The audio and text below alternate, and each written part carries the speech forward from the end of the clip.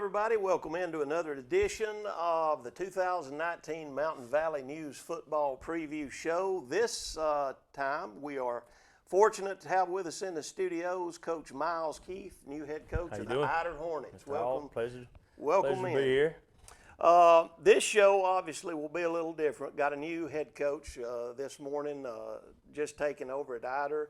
Matter of fact, you've been on the job, no more than a month. It's right at about a month, yes. Right at about a month. So we always start off with kind of getting to know you as far as your football philosophy, and we will talk about that in a minute. Sure. But we want to get to know you as a person and, and as a coach, and let you speak, to our viewers up around Ider who maybe have not read about you in the paper yet, or just tell us a little bit about yourself, your background, and where you're coming from. Well, I'm from Talladega, Alabama. Was born and raised, plays 3 sports there. Had 2 brothers come through. Daddy went through. And I've been talking to our Pee Wee, Clay Pike, and all the people that are involved in our Pee Wee, and I'm talking to a lot of younger guys, 7th and 8th grade. And I can always remember all I ever wanted to be in life was a Talladega Tiger. I mean, growing up, I just wanted to be a Talladega Tiger. I didn't want to do anything else. I wanted to play quarterback. I wanted to do all those things. I wanted to wear the black and red. And so I kind of I want that to be something I hammer to those Pee Wee guys and those parents. I want them to be proud in what we do and who we are and how we do things and the work we put in. Those are the real things that I want to instill in our community. They want them to know about me. That they're important and they're very important because they're our future. So, but as far as that, I'm like I said, I'm from Talladega. Went there, walked on at Jacksonville State, played football there for 2 years, and then I retired. I tell people I didn't quit. I retired and I was done. I hung my cleats up. I was just done playing and anything anyway like that. So, but went to Jacksonville, graduated. Took a job in Tennessee, and I knew I wasn't going to retire in Tennessee, so I loved the people up there, had a great time there. There weren't any jobs in Alabama when I graduated college, so moved down, went to Lee County, was at Beulah High School, and then had an opportunity to be a defensive coordinator at North Jackson, spent a year at North Jackson, then had an opportunity to be a defensive coordinator at St. Clair County, was there for a little bit, and then moved to Crossville, was there for 2 years, and then spent a year in Tallahassee last year, and then had the opportunity to be a head football coach at Ider. And my wife's from Stevenson, Alabama, and I knew I could hit a home run in my house and then live a dream at the same time. I could live out a dream, right. And I knew I'd always known about Ider, and living in DeKalb County, I'd known how they did things, and they did things with class, and they did things with great effort, and it was just so attractive to me to have an opportunity to be an Ider Hornet. So, as far as that goes, I could not be any more excited. I believe I've talked to everybody in Ider. Everybody's come up to me and shook my hand. And, you get some places where people, they tell you they want to help you. But when you call on them, they really don't. They just want to talk about it. Exactly. Well, Ider ain't that place. I know. Ider ain't that place now. Did you just interject this question real quick? Did you meet your wife in college, or did you meet her? Oh, okay. And it's I thought maybe you met her when you were at North Jackson. No. We met in college, and it's an awesome story, and it's straight of God. I mean, and that's another thing I want the people out to know. We're going to do everything we do. We're going to honor Jesus in everything we do. I told them that in my interview, and I even told Mr. Frost, and I said, look, Mr. Frost, if that disqualifies me, then that disqualifies me. We're going to do a devotional every day. And we've been doing that. That's something I want to do. Good Lord's laid some scripture on my heart. I want to bring all the pastors in at some point in time in the Ider community, and let them have a devotion with our kids. And Brother Luke's already been to see me, and he's going to put me in contact with a bunch more pastors. And even Gary Holcomb he preaches down in Sylvania. He was our pastor at Roach's Cove when I was at North. He's already been up to see me. He's trying to. Well, I'm guessing you've met Tim White up there around Ider. I believe, I believe I have. Yes. Oh man, and so that's who we are. That's what we're going to do. But I met my wife, and I thought I was done with school. Thought I was done. Didn't have any more classes. Fixing to do my student teaching, and I was out. Well, I went and did my checkout, and that lady told me, no, you got one more class. And I said, well, no, I don't have one more class. And she said, oh, yes, you do. It's school and society. And so it was June. I thought, man, oh Lord. So I met my wife, and this is how funny, how North Jackson, we're talking, and she had a North Jackson shirt on. Well, I coached at North Jackson. The first high school football game I ever played in was against North Jackson. And she had a shirt on that said North Jackson. And I told her I was just making fun of her. When I was sitting down, she was standing up. And the dummy old me, I didn't let her sit down. Well, that stuck with me the whole night. I mean, I thought, I didn't let this girl sit down. So I'm going to get to class early, and I'm going to sit in that seat. And then I'm going to make sure she has a seat when she comes in. So I did. I got to class early, and I sat down. She come door. I said, look, this bothered me all night. I couldn't sleep. Sit down in this chair. My daddy would have killed me if he'd have seen me. Not that you have this chair. You standing up. We're just talking. And so we kind of got talking. Well, the next day I thought, I'm going to watch where she parks. I'm going to park so I can walk with her. And so now you're stalking her. I'm stalking her at this point. And she knows. I've told everybody we've ever met, everybody at Crossland First Baptist knows, I mean, where we go to church. I mean, everybody knows this story. Now, like I said, it's of God now. You just wait and see. I understand. You just wait and see. So the next day I park over by her, so I got a chance to walk. But I didn't. She got to class early, so I didn't get a chance to walk. So after I walked with her, and we go to talking, and we come right by Bibb Graves, and she parked. I didn't get it exactly right. So she went this way, she went this way, and I went this way, and I thought, man, I didn't. So and that's like I say, it's of God. I go to turn around to walk away. We say bye, and it felt like somebody literally slapped me in the face, and it whipped me around completely in 180 degrees. And I said, hold on. I said, you got a boyfriend? And she said, no. And I said, can I have your phone number? And she was like, I was hoping you would ask. And so we exchanged phone numbers. Well, that night, or the next day, I called her, so let's go on a date. She said, okay. Well, we go out, and I remember what she was wearing. She had a blue sundress on. She had cowboy boots. It was a dress, and I mean, man alive now. And so we go out to eat, and I said, well, we were doing vacation Bible school at my church in Talladega. I was a youth pastor there. And I said, why don't you just come to vacation Bible school with me? And she said, well, I don't know about that. I said, no, come on, go to vacation Bible school. So she did. I talked her into it. She went home, changed clothes. I went home, changed clothes, and we went to Talladega. It's about 30 minutes from Jacksonville. It's, like I said, my hometown. And she got to see me. We were doing the Saddle Ridge Ranch. So she got to see me ride a stick horse, dressed up as a cowboy. I was Cowboy Slim. I was the introducer of the Vacation Bible School. And so my pastor, he's my hero in the faith, and his name's Andy Mims. Andy Mims could tell me the sky's yellow, and I'd believe him because he wouldn't lie to me.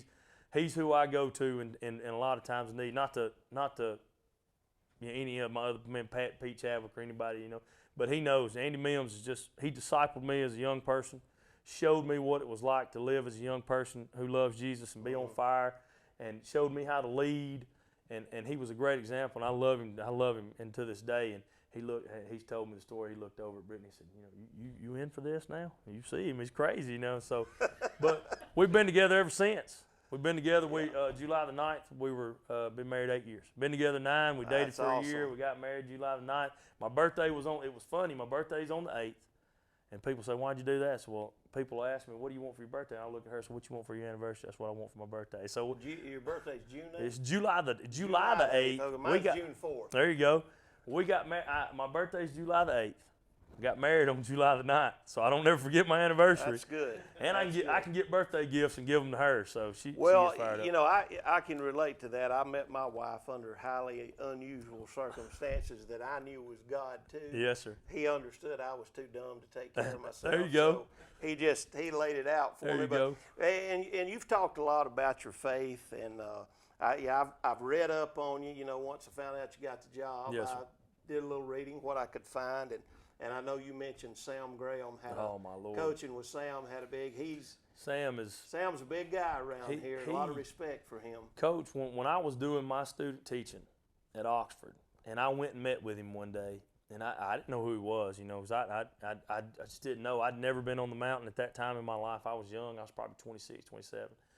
And Coach Gross had given me an opportunity, and Oxford Middle School had given me an opportunity. I was doing my student teaching, and they were paying me to sub and paying me coaching supplements and stuff, try to, because I guess they liked how I'd done things. I'm sorry. And because that's kind of how I always wanted to start. I wanted nobody to ever be questioned that I paid my dues. And I said, I want to start as a middle school assistant. and then I want to be a middle school coordinator, and then I want to be a varsity assistant, and then so on, and eventually be a head football coach. So that's how I did it.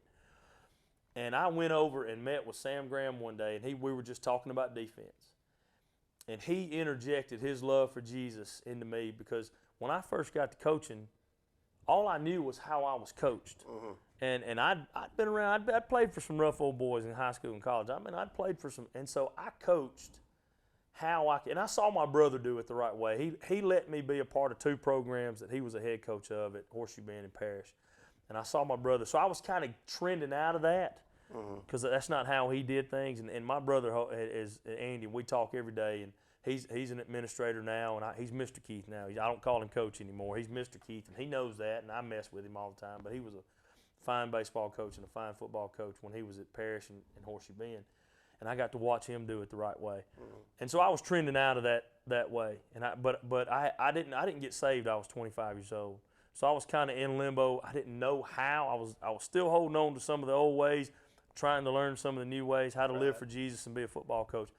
I meet Sam Graham. God put Sam Graham in my life, and Sam Graham showed me what it's like to love Jesus and coach football, because a lot of times I grew up and they weren't hand in hand.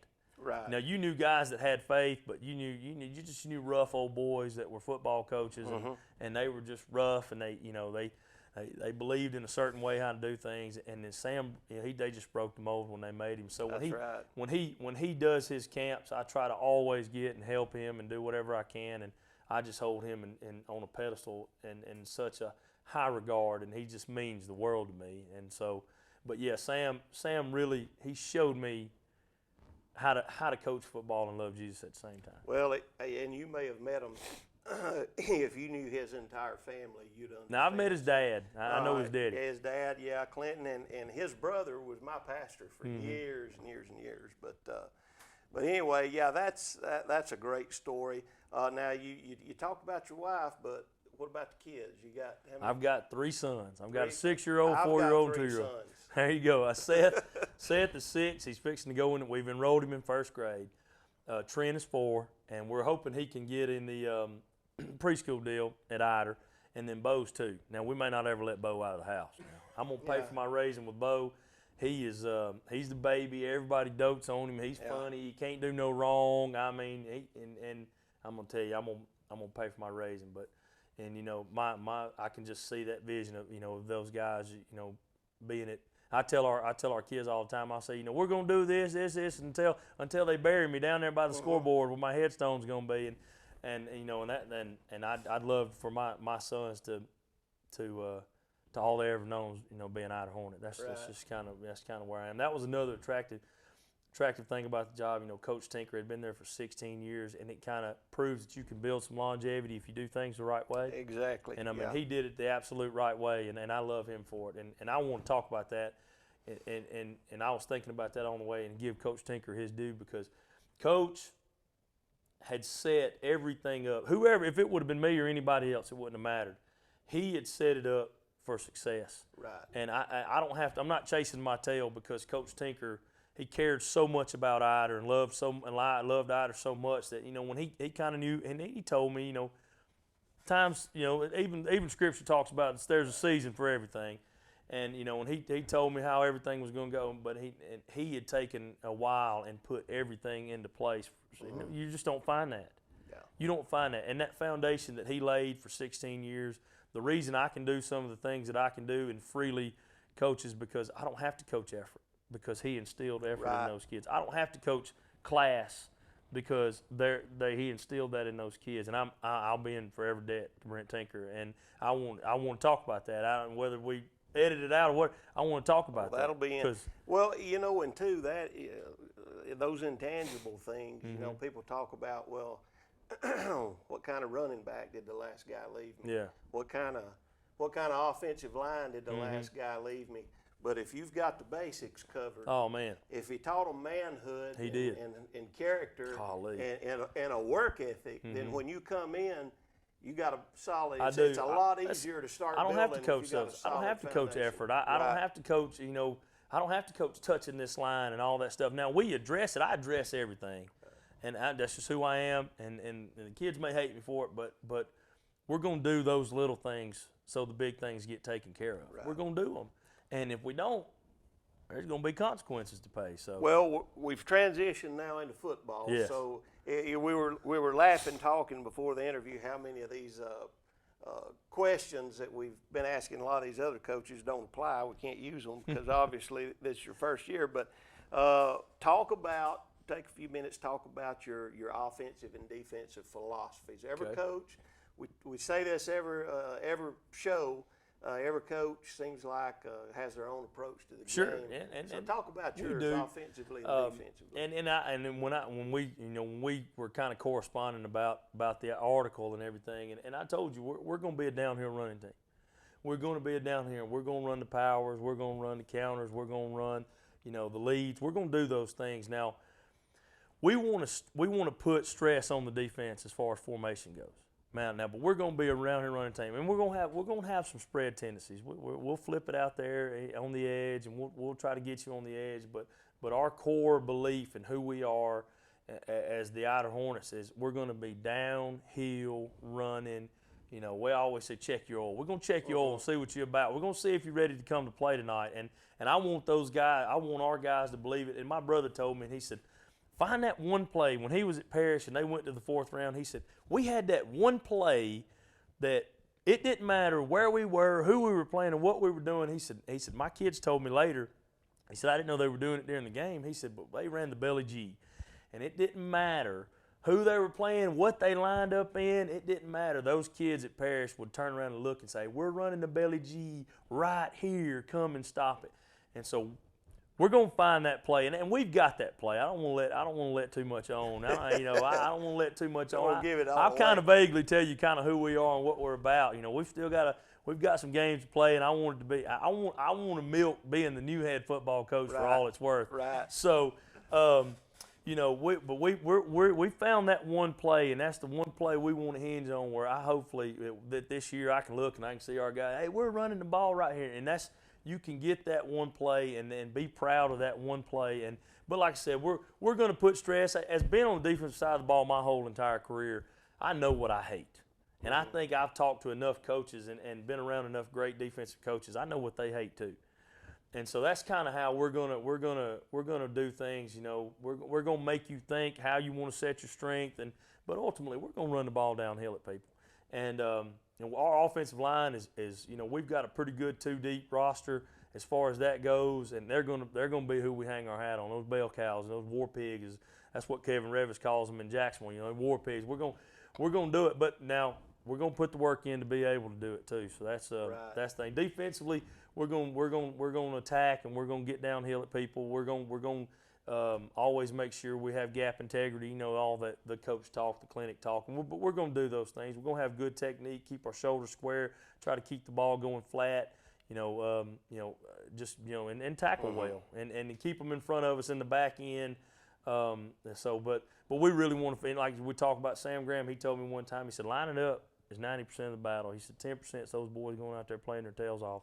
So we're going to really put a big emphasis on making sure we line up right, and then that 10% is just cutting them boys loose and letting them go after them. So that's kind of who we are, offensively and defensively. So, of course, you didn't get to go through spring, but you've met with your team. Yes, sir. And I know when I can remember when I played. I went through a coaching transition in high school, and as a player, you go through that. There's a lot of uncertainty. Mm-hmm.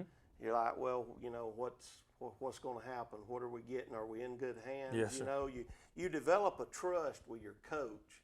I mean, when you're in high school, your football coach is kind of like right behind your back. Oh yeah, that's true. And you have that relationship, and so when a new guy comes in, there's that get to know you period and learning to trust everything.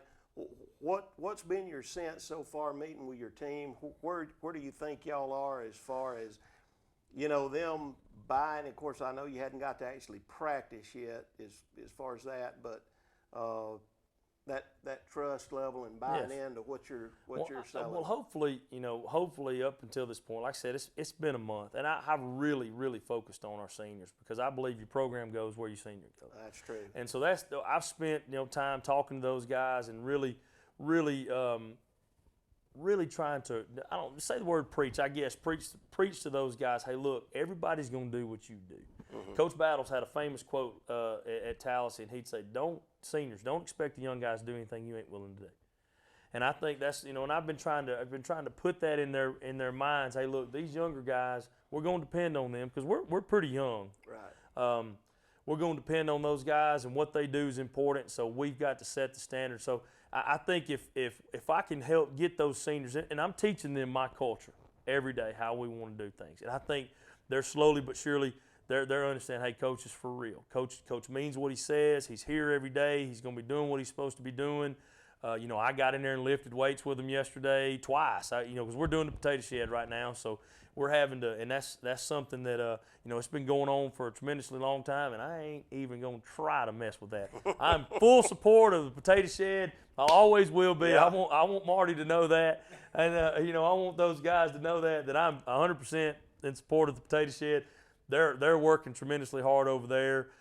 So I know our guys, but the ones we bringing in at 6 o'clock in the morning, our football players, they can lift and then they can do their running and they can go work at the potato shed all day. So, but we're just trying to instill our culture in those guys. And ultimately, what I want, I heard Kelvin Elko say this one time: if you can have your players teaching your culture, and I've heard it a couple of times. Hey, no, that's not how we do it around here. Yeah. This is not how we clean the locker room. I've talked about the first time that they were in charge of cleaning the locker room, I had to get on them. And I said, I added them. We were running the next day. We didn't have 110s. We run 110s on Monday. And we didn't have 110s that day. Well, I added 6 to them. And I said, boys, there's a difference with it being clean and it being out of clean. There's a difference. Right. There's a difference in playing football and playing out of football. I want you to know that. There's a difference. We're going to do it different than how other people do it. We're going to try to train and run more and lift more and focus on what our job is better than anybody else. That's our main job because that's how we do it at Ider. I can't tell you how they do it anywhere else. Right. We're going to separate ourselves from everybody. So that's kind of where we're going. And I've heard, if I can get my seniors teaching our culture, and it ain't just coming from me, we could be in really, really good shape. So. Well, I had a lot of conversations with the new coach at North Jackson, Chandler Tygard. His big thing he's come in is exactly that, culture. Yeah. Clean the field house up. Do the things you're supposed to do. And I think that is so important, especially, and I know we have these generational conversations when we talk to the young folks today, millennials. But I think we got a little more of that at home when we were growing up, folks our age. And, coaches, I believe, have to do a little more of that kind of stuff nowadays than they did back then. You're fighting a tremendously different battle than the coaches that I had. Right. We're fighting the phone and the computer and the play boxes or whatever they got. I mean, you're fighting an instant gratification culture. And football is not about instant gratification. No, basketball is not about instant gratification. Baseball, it's about hard work. And then, it's about reaping what you sow. I mean, if you're sowing and you're doing all the things that you're supposed to be doing at an extremely high level, doing the elite work that we always try to preach to our kids, then you're going to reap something down the road. And you have to keep doing it. And you have to do it every day. Yes. You have to do it every day. You can't take days off. Well, we don't live in a culture about that. Everything's right now. I can go to Amazon and I could have a football helmet in 2 days. I could whatever. And that's the world they live in, where it's all about instant. Well, I mean, you're fighting society right now, you're seeing some drop off from kids not playing, and I don't think it's dramatic as far as people probably make it out to be as kids not playing, but you're fighting. My coaches didn't have to fight that. Right. They just, they just didn't have to fight that. And plus, they could pick the phone up and call my daddy, and I'd be, if I was missing practice, I'd be at practice, real quick. Keith had to come find me. It wasn't going to be good. So exactly. Coach, we just got a little over a minute left. Real quickly, just give us a synopsis. What do you think your biggest challenge is in your region? Oh well, I mean, this year. you got that team in red down the road. I know. They're and I've didn't talked want to to Coach. say that, I've talked to Coach but, Benefield. They're a good football team, but Coach does things the right way, and I know Coach Kirby does things the right way. And I haven't met. I've known Keith a little bit when we were in the transition at North Jackson. They were with Coach Peak, and then we came in with Coach Johnson. But they stayed and taught, so we got to know those guys. And Keith's fine, and I've talked to Coach Benefield, and you know, but those teams just do things the right way. I think they've got a new coach at Section, and I know he's trying to do things the right way. And I don't know the coach at Sandra. I mean, I've talked to some of these guys on the phone just confirming our schedule. Really not for the varsity because we kind of know that's set in stone, but for our B team and our 7th and 8th grade and things like that. I've talked to you know, Coach Vincent over there at Valley Head, and I mean, there's some fine football coaches in our region, and every game's going to be a tough one. You know, we got to, you know, I know you know, Mr. Blevins said that Coach Pruitt's going to be in here later on this afternoon. Good Lord willing, he's coming, and we got to play them in a jamboree, and that's going to be a tough football game. That's going to be a great test for us. You know, and I've known Coach Pruitt since college, and you know, he comes from a family of guys who know how to do it the right way. So he's got it.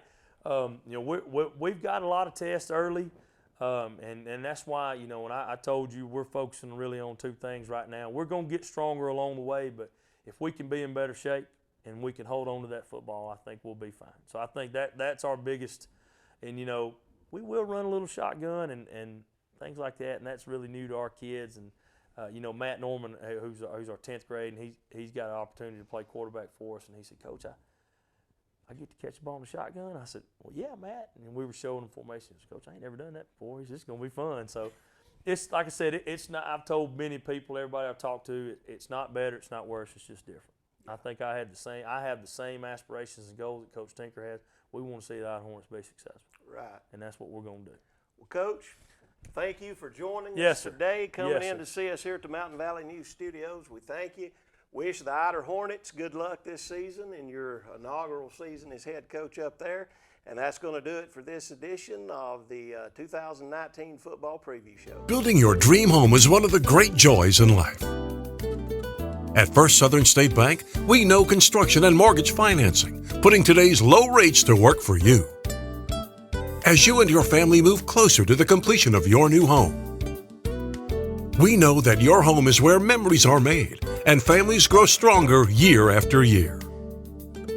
At First Southern State Bank in Rainsville, Scott Kirk stands ready to tailor the right construction loans to meet your needs, along with our staff of experienced loan professionals. Drop by to share your dreams with us today in Rainsville.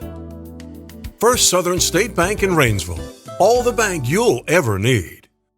Folks, this is Andy White down here at Bobby Ledbetter's Twin City in Fort Payne, Alabama. I want to invite everybody to come out to our new location. We're at 1411 Glen Boulevard, right where you turn to go on Airport Road. We've got plenty of inventory for you to choose from. I got cars, trucks, vans, sport utility vehicles of any make and model. Come down here and visit us. Let us see what we can do for you. If you got some slow credit, I've got some banks that'll take care of that. We've got great financing, got a great selection of cars. Y'all come down here and see us. Don't take the first deal that comes along when you can do better at BobbyLedbetter.com and Twin City Used Car Sales, located at 1411 Glen Boulevard in South Fort Payne.